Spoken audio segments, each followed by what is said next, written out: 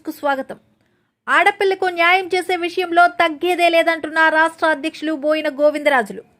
శ్రీకాకుళం జిల్లా కోటబొమ్మాలిలో మంగళవారం జరిగిన వనభోజనాల్లో ఆయన ముఖ్య అతిథిగా హాజరైన ఆయన అక్కడ ఏర్పాటు చేసిన సమావేశ వేదికలో మాట్లాడుతూ కళింగ కోమటి కుటుంబాల్లో రాను రాను గొడవలు పెరుగుతున్నాయని, పెళ్లికి ముందు అబ్బాయి కుటుంబ సభ్యులు కట్నం వద్దని, ఈ అందమే చాలని, ఈ చదువే చాలని జరపడాలు కూడా చెయ్యక్కర్లేదని, అమ్మాయిని బాగా చూసుకుంటామని చెప్పి పెళ్లి చేసుకుని కొన్నేళ్లు కాపురం చేసి ఎటువంటి తప్పు చూపకుండా అమ్మాయిలను నిర్దాక్షిణ్యంగా విడిచిపెట్టేసి కోర్టుకు వెళ్లి విడాకులు కావాలని కేసులు వేస్తున్నారని మండిపడ్డారు.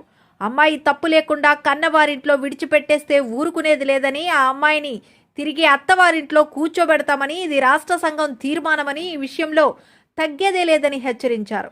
హిందూ సాంప్రదాయం ఒకే పెళ్ళని, కుటుంబం అన్నాక సమస్యలు వస్తాయని అవి పెద్దలకు చెప్పి పరిష్కరించుకోవాలి, అంతేగాని నేను అమ్మాయిని విడిచిపెట్టేస్తాను, విడాకులు ఇచ్చేస్తాను అంటే మాత్రం సహించేది లేదని అమ్మాయిల కుటుంబ సభ్యులను హెచ్చరించారు.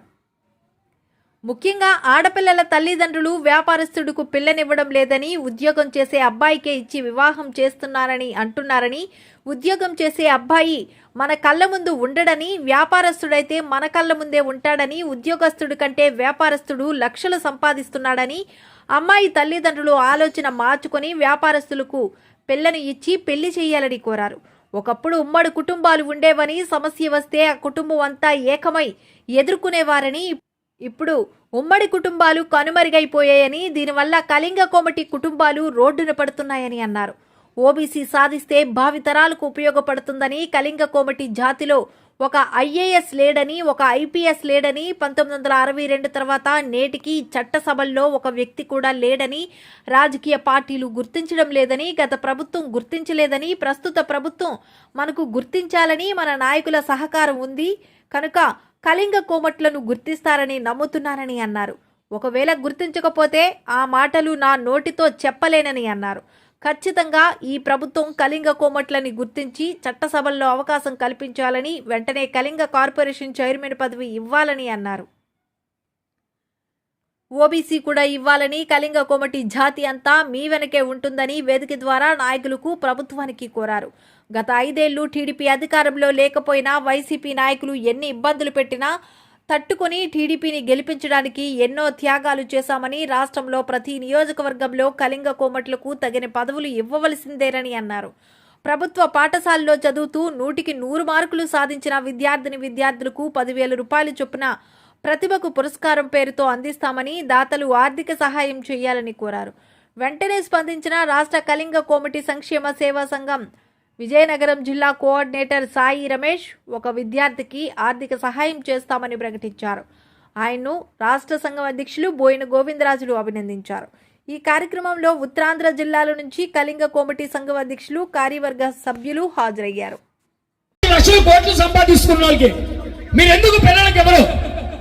ఉమ్మడి కుటుంబాన్ని మీరు పిల్లలకి ఎవరు? ఉమ్మడి కుటుంబం ఎందుకు ఎవరు? ఉమ్మడి కుటుంబం ఉంటేనే మీకు భవిష్యత్తు. ఎవరైతే ఇండివిజువల్ గా ఉంటారో, యువకులు కానీ, వృద్ధాప్యంలో ఉండే ముస్లిం వారు కానీ ఉండేటప్పుడు కలతలతో ముందుకు నడుస్తున్నారు. ఎవరు ఏం చేస్తున్నారో తెలియదు, ఎవరికి కష్టం వస్తుందో తెలియదు, ఎవరికి ఒక ఒంట్లో బాగలేకపోయినా తెలియదు, ఆర్థికంగా ఇబ్బంది వచ్చినా తెలియదు. ఇటువంటి బాధలు ఎదుర్కొంటున్నారు. కాబట్టి మనము ఉమ్మడి కుటుంబాన్ని ప్రోత్సహించాలా. ఉమ్మడి కుటుంబాన్ని ప్రోత్సహిస్తేనే మన జాతికి కానీ, మానవుడికి కానీ మనుగడ ఉంటుంది.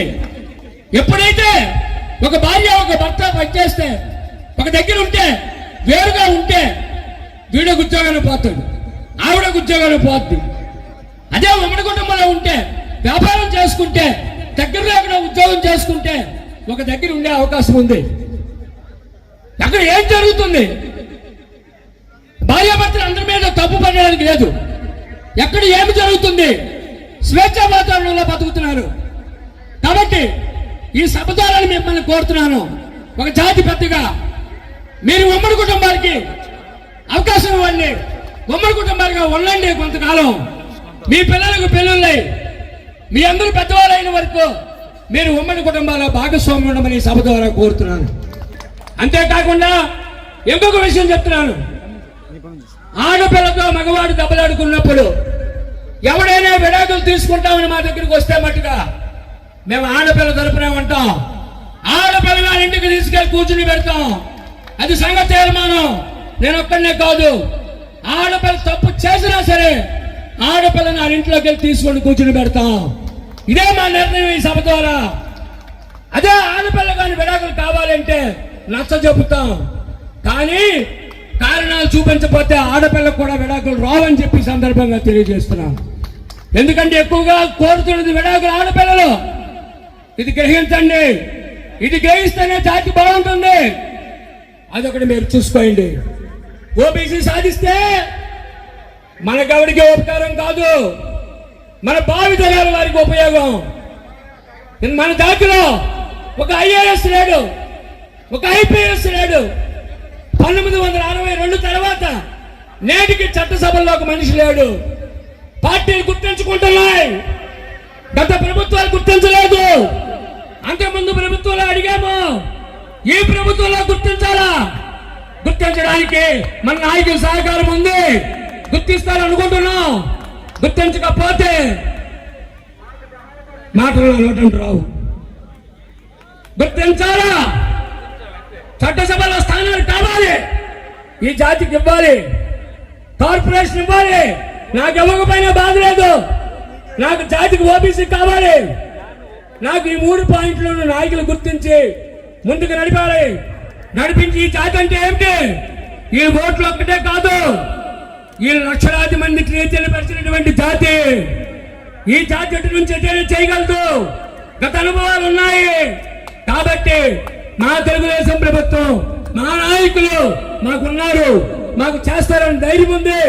జిల్లాలో ఉన్న నాయకులు కానీ, చంద్రబాబు నాయుడు గారు కానీ, లోకేష్ బాబు గారు కానీ, తెలుగుదేశం పార్టీ కానీ, మా యువ నాయకుడు రామ్మోహన్ నాయుడు గారి, మా అచ్చెన్నాయుడు గారిని గుర్తించి, ఈ నియోజకవర్గం శాసనసభ్యులు గుర్తించి, ఏ నియోజకవర్గాల్లో మా తాలూకా ప్రతినిధులు ఉన్నారు వాళ్ళందరికీ ఎక్కడో ఒక దగ్గర స్థానాలు ఇవ్వాల్సినటువంటి అవసరం ఉంది. అది ఇవ్వాలని కూడా ఈ సభ ద్వారా కోరుతున్నాను. దీన్ని గుర్తించండి. మీరు మళ్ళీ భవిష్యత్తు మీదే. జాతి అంతా మీ వెనకలు ఉండే విధంగా మేము కృషి చేస్తాం. మేము ఇంతకుముందు 5 సంవత్సరాల ప్రభుత్వం లేకపోయినా ఈ ప్రభుత్వం అధికారం ఉండడం కోసం అనేక త్యాగాలు చేసి, అనేక దెబ్బలు తిని, అనేక బాధలు పడి ప్రభుత్వం మనం తెలుగుదేశం పార్టీ వైపే ఉన్నాం. మీరు బీసీ చేశారని కృతజ్ఞత ఉంది, ఓబీసీ చేస్తారని ఆశ ఉంది, మీ వెనకనే ఉంటాం. కానీ ప్రతి నియోజకవర్గంలో ఉత్తరాంధ్రలోన మాకు తగిన స్థానాలకి, మాకు తగిన ప్రాతినిధ్యాలు, మాకు అర్హత కలిగినటువంటి ప్రాతినిధ్యాలు ఇవ్వవలసిందే అని చెప్పి ఈ సభ ద్వారా తీర్మానం చేస్తూ నాకు చక్కని అవకాశం ఇచ్చిన అందరికీ ధన్యవాదాలు తెలియజేస్తున్నాను. అంతేకాకుండా లాస్ట్ అండ్ ఫైనల్, మాకు పిల్లలు చదువుకుంటున్నారు. చదువుకున్న 10th క్లాస్ పిల్లలు అందరూ ప్రతి ఒక్కరు కూడా ప్రభుత్వ పాఠశాలను వదిలేస్తున్నారు, ప్రభుత్వ హాస్పిటల్స్ వదిలేస్తున్నారు. ప్రభుత్వ స్కూల్స్ బాగున్నాయి. ఎవడో పనికి మాలిన స్కూలు ఇంటర్మీడియట్ చదువుతున్న కుర్రోలతో 10th క్లాస్ కుర్రోలు చదువుతున్న ఇంగ్లీష్ చెప్తుంటే అక్కడికి మనం ప్రాధాయపడి వెళ్తున్నాం తప్పించి, పోస్ట్ గ్రాడ్యుయేషన్ చేసి లక్షల జీతాలు ఇచ్చి, భోజనం పెట్టి, బట్టలు ఇచ్చి, పుస్తకాలు ఇచ్చి ప్రైవేట్ స్కూల్లో ఉంటే పిల్లల్ని పంపించరు. కాబట్టి మనం ఒక సంఘం తీర్మానం చేసింది, మన ప్రభుత్వ స్కూల్లో చదువుకొని 10th క్లాస్ పాస్ అయ్యి 100కి 100 మార్కులు తెచ్చుకున్న వాళ్ళకి 100 మందికి 10,000 రూపాయలు ఈ సంఘం తరపున పారితోషికం ఇస్తామని అనౌన్స్ చేశాం. ఆ 10,000 రూపాయలకు గాను ఎవరైతే మనలో దాతలు ఉంటారో, వాళ్ళు ఎవరైతే 11,000 రూపాయలు సంఘానికి ఇస్తారో వాళ్ళ చేతనే వాళ్ళకి బహుకరింపజేసి, వీళ్ళకి వాళ్ళకి సత్కరించి, అందరికి గౌరవిస్తే ఆ నిర్ణయం తీసుకుంటాం. కాబట్టి మన సంఘాన్ని బలపెట్టడానికి తదుపరి కార్యక్రమాలు అనేకం ఉన్నాయి. మీరు చేతులు కానీ ఈ కార్యక్రమం మొట్టమొదటి కార్యక్రమంగా తీసుకున్నాం. కాబట్టి 100 మందిలో ఇప్పుడు 30 మంది అనౌన్స్ చేశారు, ఇంకా 70 మంది అనౌన్స్ చేయాలా. వారికి తగ్గ మంది జనాలు ముందుకొచ్చి స్వచ్ఛందంగా 11,000 రూపాయలు చెప్పున్న ఇవ్వాలని చెప్పి సంఘ కార్యవర్గం అకౌంట్ ఆంధ్ర బ్యాంకులో శ్రీకాకుళంలో ఉంది. ఆ అకౌంట్ నెంబర్ ఇస్తాం. ఆ నెంబర్ కి ట్రాన్స్ఫర్ చేసి సంఘం నుంచి టంకాల గణేష్ కాంటాక్ట్ చేస్తే ఆ కార్యక్రమం మన సాయి రమేష్ గారు వారు కూడా వారంతుగా 11,000 రూపాయలు అనౌన్స్ చేశారు. సాయి రమేష్ గారు కూడా కోరుతున్నాను, మీరు 11,000 రూపాయలు అనౌన్స్ చేయడం కాదు, మీ ఊరు నుంచి కనీసం 20 మందికి మీరు సపోర్ట్ చేయించే బాధ్యత తీసుకోవాలని కోరుకుంటున్నాను. మార్నింగ్ ఆదినారాయణ గారు 11,000 రూపాయలు వేశారు అకౌంట్ లోన. అదేవిధంగా పొట్టూరు జనార్దన్ గారు వాళ్ళు 11,000 రూపాయలు వేశారు. ఈ రంగ నాయకులందరూ కూడా వేస్తున్నారు. ఒక వెబ్సైట్ క్రియేట్ చేసాం. ఆ వెబ్సైట్ నెలాఖరు ఓపెన్ చేస్తాం. విదేశాల్లో ఉన్న మన కులాలందరి తాలూకా నెంబర్లు, విదేశాల్లో చదువుకున్న వాళ్ళకి, ఉద్యోగాలు చేస్తున్న వాళ్ళ తాలూకా నెంబర్లన్నీ కోడీకరించి ఆ ఆఫీస్ నుంచి వర్క్ మొదలవుద్ది. అందరు కూడా విదేశాల్లో ఉన్న వాళ్ళు టీ తాగితే $100 అవుద్ది. $100 ఇస్తే ఒక విద్యార్థికి ఇక్కడ చదువు అవుద్ది. కాబట్టి విదేశాల్లో ఉన్నటువంటి ఈ కోట మొట్టమొదటిగా ఈ కోట బొమ్మల నుంచి ఉన్నటువంటి యువకులు ఎవరెవరైతే విదేశాల్లో ఉన్నారో వారందరూ కూడాను ఒక్కొక్క మనిషిని దత్తత తీసుకోవాల్సిందిగా ఈ 11,000 రూపాయలు ఈ ఫండ్ ఇవ్వడానికి కోసం